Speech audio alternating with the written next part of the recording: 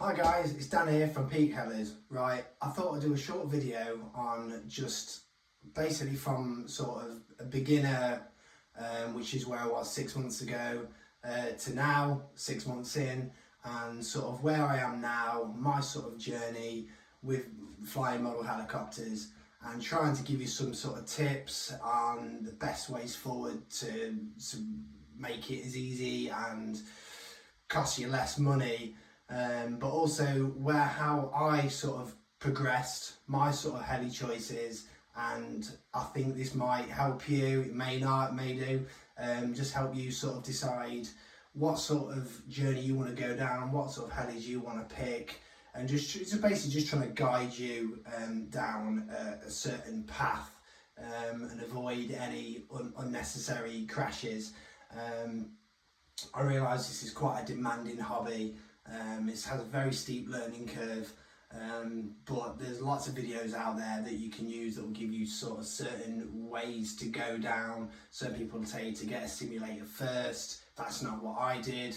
I sort of went at it alone for quite a while until I joined a club.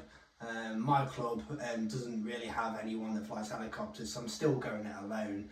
But now I'm sort of safe at a field now, and I can fly pretty much what I want.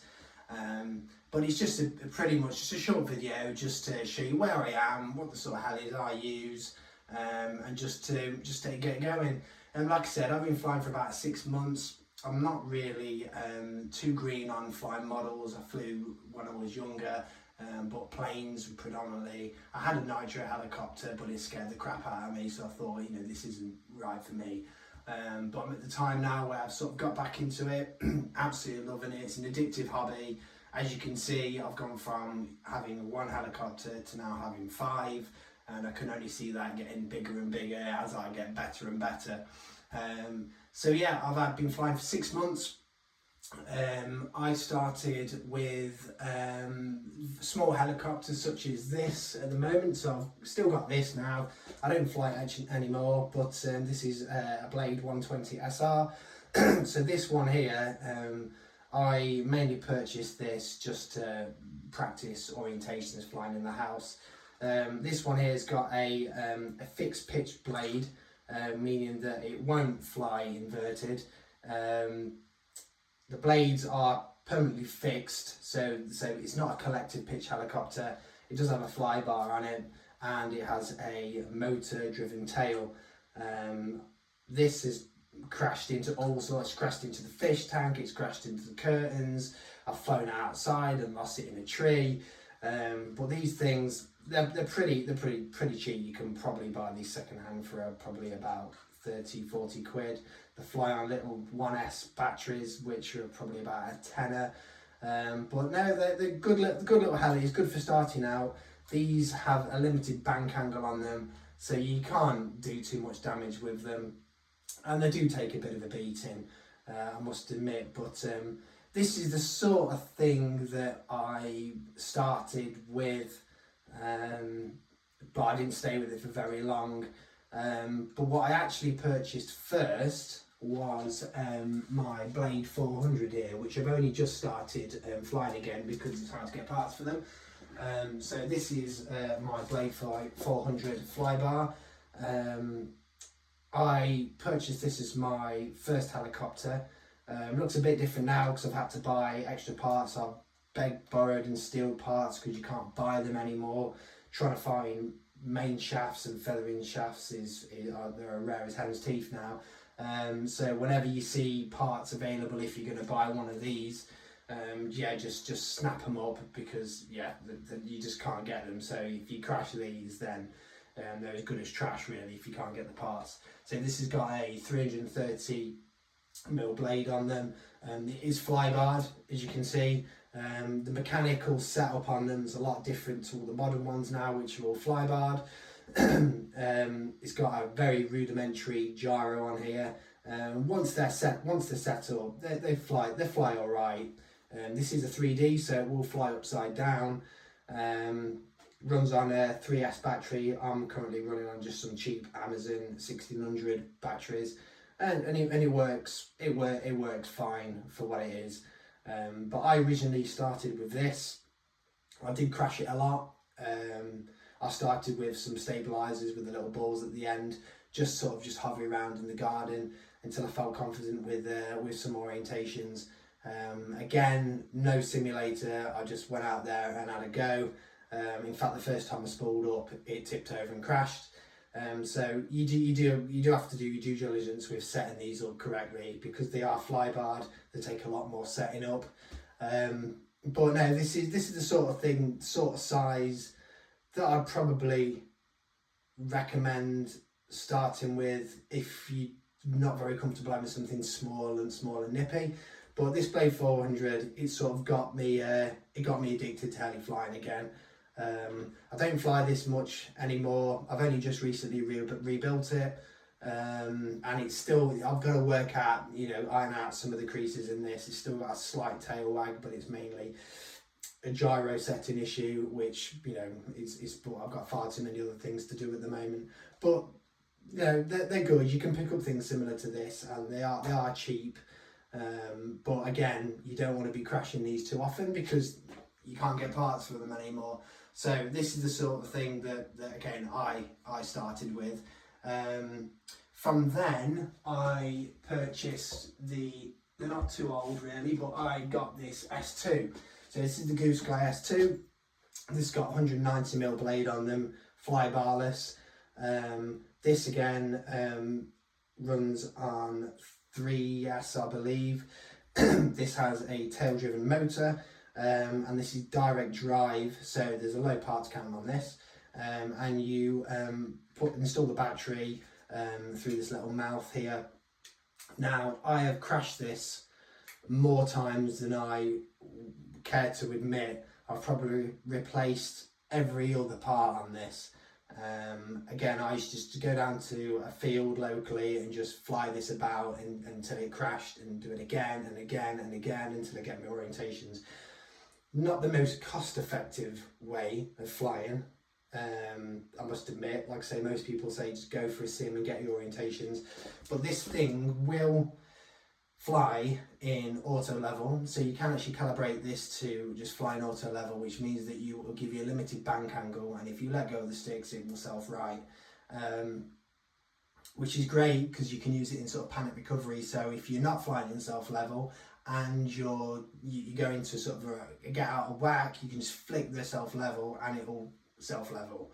It will still carry on drifting. If you're going at a rate of knots and then you self-level it, it will still going, but at least it may save the helicopter. But these things are really robust. I mean, I've crashed this loads of times and I've just picked it up and carried on going. Parts are really cheap, and I will do probably a more in-depth review of these, although there are other reviews out there on YouTube.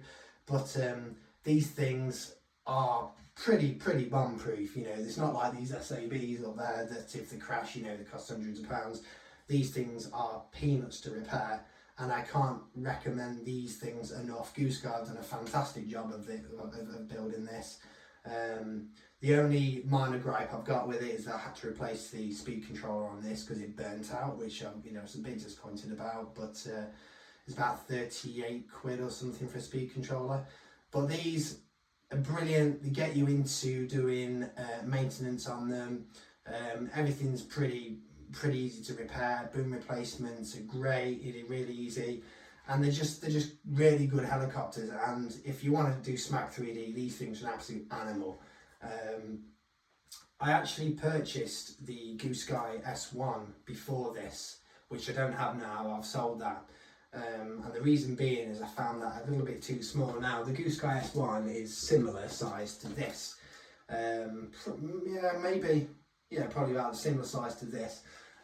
Again, it was an absolute animal. I think it was a touch overpowered. I couldn't get on with the S1 that well. I found it too twitchy, too nippy. And for me, learning, this was a good size. I know I said I started with the Blade 400, but this was the thing that I essentially learnt on. Like I say, to fly out in the field, crash this thing. I must have crashed this thing 50-60 times, just going at it alone, crash, fly again, crash, repair it. But it did get me used to how it all works, how it all gets put together. And if anyone wants any advice on how to replace certain parts on this, I've pretty much done it. These guys, again, superb. Yeah, I can't see myself ever getting rid of this because it's wonderful. It flies like a bigger helicopter. It flies like any of these things here once it's set up correctly. The beauty of this is you don't do any of the tuning on the radio itself. All the tuning and all the servo trims and everything is all done via the Bluetooth app. So you get your Goosky app and you just do all the tuning on there.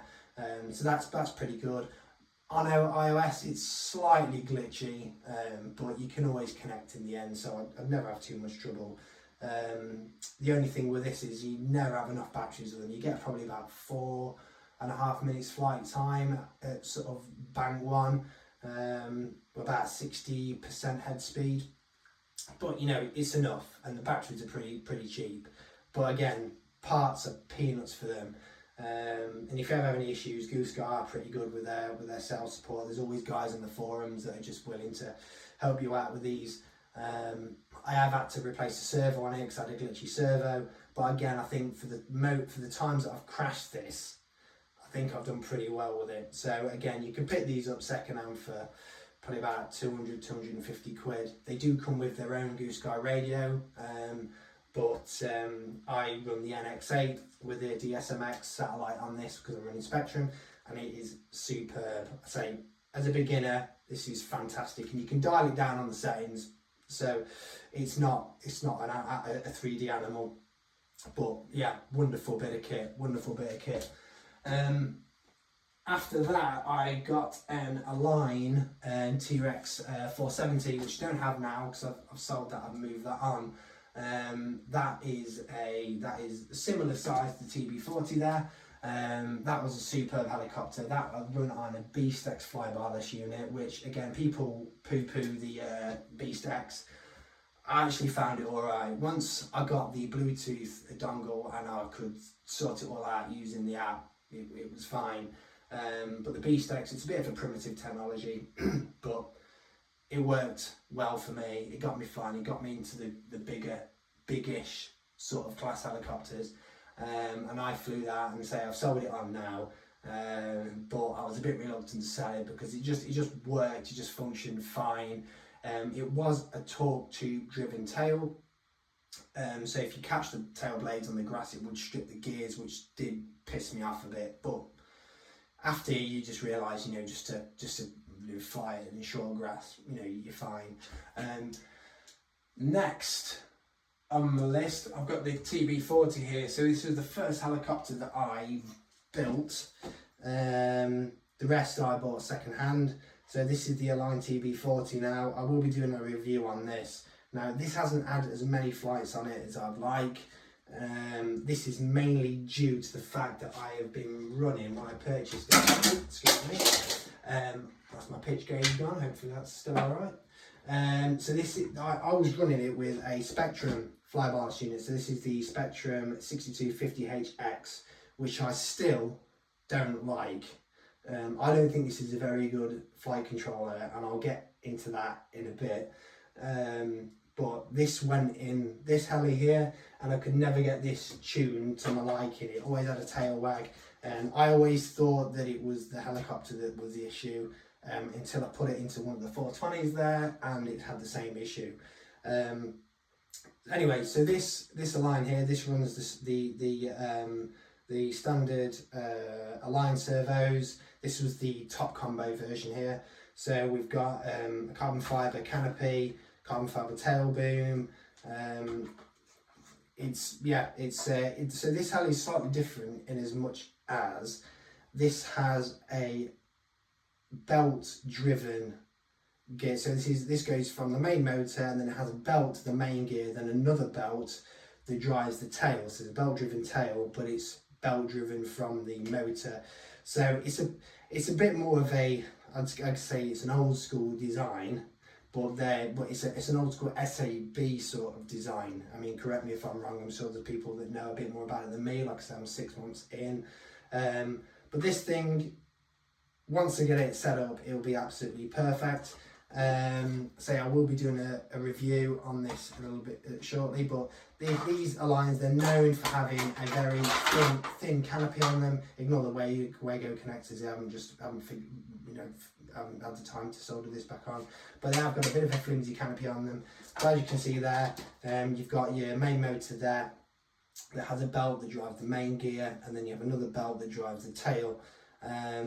These are good helicopters. They're relatively cheap to buy, reasonably cheap to replace parts on them. They're not as cheap as the Goosky, but again, they're a bigger helicopter. But yeah, these Align TB40s, I can't give a sort of a more in-depth flight review on this because I haven't really spent the time to get this tuned or put a Brain 2 in there, or an Icon if it's same fly ballast unit. But yeah, they're good helicopters. Next to where I'm at now is I am flying these SAB Raw 420s. These are the helicopters that I always wanted to purchase, mainly because I've heard all these fantastic reviews on them, and SAB do an amazing build quality. They are not cheap when you crash these. I think the canopies on these are about £60 just to replace the canopy, whereas a TB40 canopy is about 30 quid. These run on 6S batteries. I'm running 2200 6S. These Raw 420s, these are direct drive, so these have a direct drive motor similar to the Goosky RS4 and similar to the Goosky S2 there behind me. These are fantastic helicopters, and you get these set up right and these are brilliant. SAB now have gone onto the 420 competition, so they've gone back to a more traditional approach. So they've gone back to a geared motor, same as this. So because what they've found is when you're doing really hard smack 3D, the direct drive motors tend to bug a little bit. Again, I'm not a hardcore 3D flyer yet, so it doesn't bother me too much. And once you set the governor up on these, they run pretty well. So this one's running the stock SAB 420 blades, whereas the other SAB 420 here is running on the Vulcan blades. I'm not sure which blades I prefer. These are definitely a more barkier blade, so these will make a lot more noise. They have the wider all the way down the blade, whereas the stock SAB ones have got some on there that goes slightly more slender towards the root. But again, these Vulcan blades, they make a right racket, but they do tend to slow the head speed down slightly when you start doing like TikToks or flips and things, so you do notice it a bit. But these SAB 420s, at the moment, these are more helicopter than I can probably deal with at the moment. I'm currently in a position where I can do inverted figure of eights, I can do backwards flying, loops, rolls, etc. I'm just starting doing flips, and these things are absolutely superb. Now these helicopters, in terms of their flybarless units, both of the SABs are running on the Brain 2 flybarless units, which are these. Now I've sort of moved, I've had a few now, so I've had the Spectrum flybarless unit, which is this. I've had the Beast X, and I've had the Brain 2s. Now, out of those three, I can recommend the Brains are unbelievably good flybarless units. The way that you set these up is just on the laptop, so you plug your Brain 2 flybarless unit into the laptop and you do all your settings through there. You set all your governor up, set all your trims. It's very intuitive, it tells you everything. And if you hover over any of the dials on the laptop, it will tell you everything you need to know. And that's fantastic. I know some people are like, well, you've got to take your laptop to the field.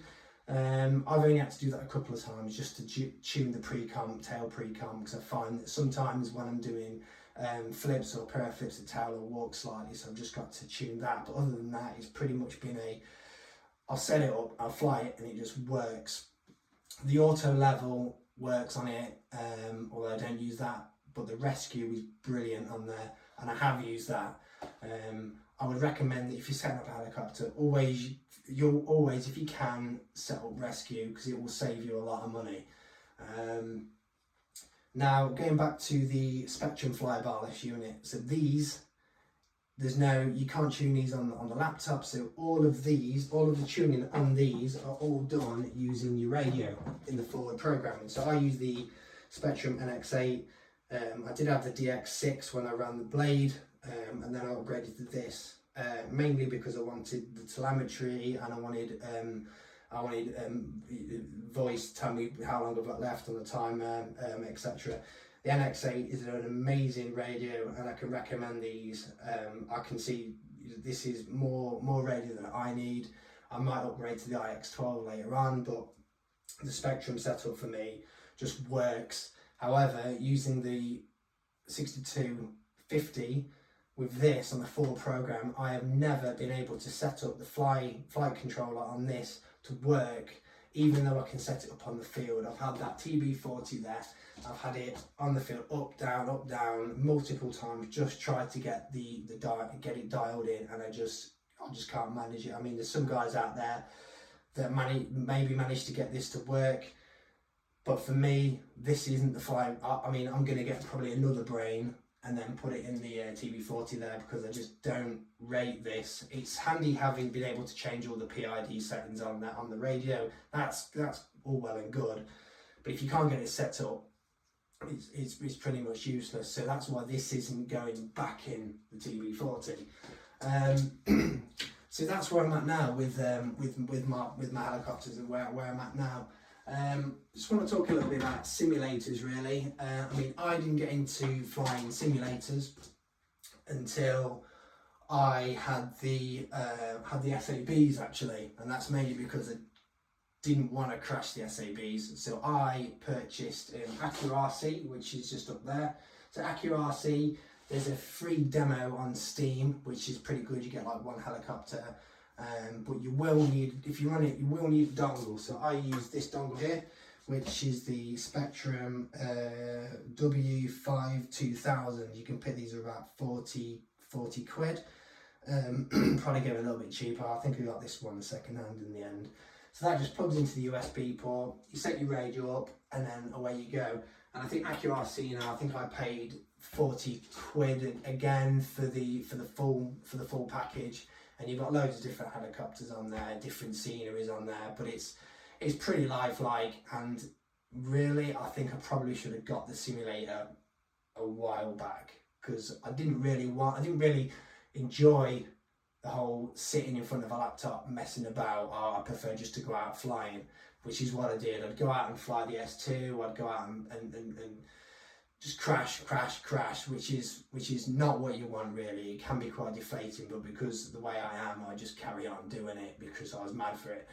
So I'd recommend definitely getting a simulator just to practice your orientations, but it isn't a substitute for just getting out there and just flying. And even if the weather's a little bit iffy, if the wind's blowing a little bit too much, or you think that the conditions aren't totally great, if you feel up for it, just have a go, because I fly in windy conditions. My flying site in the Peak District, that's always windy, and it's helped my flying no end. You've just got to get out there and fly. If you got a bottomless pit of money, then it's a very much no-brainer, but most of us don't. The simulator is your friend. It can get you out of, like, especially when you're trying to fly when you're starting to learn inverted, starting to fly backwards. I mean, I learned to fly inverted figure eights before I learned to fly backwards, so I jumped a little bit ahead. But that's just what I'm like. So now I'm sort of bringing myself back now, not sort of learning again, but yeah, it's just working for me. Some people will ask me, like, what sort of helicopter to get as a beginner. Like I say, I'm 6 months in, so I'm still a beginner, really, although I can do all these things. But the crashes are, the crash risk is always there for me. I still use rescue every now and again. The Goosky S2 is the one I'd recommend. Some people say bigger is better, but these guys fly like a bigger helicopter, and you'd be amazed at the conditions you can fly these in. I mean, I've flown these in 30-mile-an-hour winds. Okay, so it's an adventure, but they're pretty stable, I must admit. They're just good helis to use. So I'd recommend the S2 as your first helicopter. I wouldn't recommend an SAB. Again, the crash costs are eye-watering, and it's just not worth just getting disheartened and just being in the hobby for it, or even worse, getting into drones. No one wants that. That's another story. I've got nothing against drones, by the way. So as a beginner, S2 super helicopter. You know, you can't go wrong with it with a Goosky S2. Parts are cheap, parts are ready available. You know, you're onto a winner straight away, and you've got yourself level, so you can have it quite docile. I will be sort of releasing some footage at the end with that's me sort of a beginner just flying and just in my garden trying to learn with stabilizers on and things. Sort of where I am now. A couple of things to probably you need to get as if you're really interested in getting it. I run Hobby Wingy SCs, so I didn't have one of these for a long while, and I wish I bought one soon, which is the Hobby Wing program box for my ESCs. These are really useful just for setting certain parameters, your voltage cut-offs, and your governors if you want to use those. I use the Brain 2 governors on the SABs, so I don't use the governor on this, but they're really handy to have, and they also have a battery checker. So these are good. Also, you're going to need a pitch gauge. So when you crash, you're going to need a pitch gauge to set your blades up again. Again, just these little things that you need to get. You don't want to get to that point where you're rebuilding and think, I can't get it all set up properly. Get yourself a pitch gauge. Get yourself some silicone lube, and get yourself a load of tools and a decent battery charger. So the battery charger I use is this one here, which is just off Amazon, about 100 quid. It's an ISDT Mark II. So this one here is a 2-bank charger, so I can charge two LiPos at the same time. Brilliant for me, because I started with a single one and I was just forever charging batteries. So this one's been actually really good. I've had this for about probably 3 or 4 months now. Worked absolutely faultless. And at the field, what I actually use now is my Rcheli Explorer 300. So I charge this up at the field before I go to the field, and if I run out of batteries, I'll just plug my battery charger into this, and I can just charge up, so I get more flight time out of it. These are brilliant now. I've had various different iterations of these. I've had the Eco Flows, I've had the Blue Etties, the Rchelis just seem to work. So like I say, if you have any questions or you want any advice on how to sort of go at it as a beginner, I'm releasing probably more videos down the line of certain footages, certain things that you do's and do nots if you want them. Like I say, it's a new channel, so I'm just trying to build it up there. But I just thought that you're not alone as a beginner, and I've been there. It's cost me hundreds of pounds doing it the way I'm doing it, and a simulator would definitely save you a lot more money than what I've spent on it. And if you're gonna go at it alone, just beware of where you fly. I now am part of a club, so I just predominantly fly at the field now. I don't fly anywhere else. It's just not cricket really. Get yourself a decent club with a decent support group around you, and you'll be absolutely away. Because I did it alone with no help, and it was hard work. And YouTube is your friend. It really is. If you have any issues on there, any you can't fix this, you can't fix that, I don't know what to do. It's all there, and it's helped me so much. So I'm hoping that this may help you guys in deciding. But like I said, any issues, if you want me to answer any questions, I'm here, and I'll see you on the journey and hopefully see you on the field.